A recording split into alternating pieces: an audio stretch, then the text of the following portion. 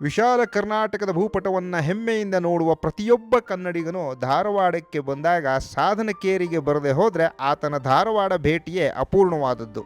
ಹೌದು, ನಮ್ಮ ಉತ್ತರ ಕರ್ನಾಟಕದ ಸೊಗಡಿನ, ಅದರಲ್ಲೂ ಧಾರವಾಡದ ದೇಸೀ ಶೈಲಿಯ ಕನ್ನಡದಲ್ಲಿ ಅತ್ಯಂತ ಶುದ್ಧವಾದ ಭಾವಗೀತಾತ್ಮಕ ಅಭಿವ್ಯಕ್ತಿಯ ಮೂಲಕವೇ ನವೋದಯ ಸಾಹಿತ್ಯಕ್ಕೆ ಮಹೋನ್ನತ ಕೊಡುಗೆಯನ್ನು ಕೊಟ್ಟ ದತ್ತಾತ್ರೇಯ ರಾಮಚಂದ್ರ ಬೇಂದ್ರೆಯವರು ವಾಸಿಸಿದ್ದ ಶ್ರೀಮಾತಾ ನಿಲಯಕ್ಕೆ ಭೇಟಿ ಕೊಡಲೇಬೇಕು ಧಾರವಾಡಕ್ಕೆ ಬಂದಾಗ.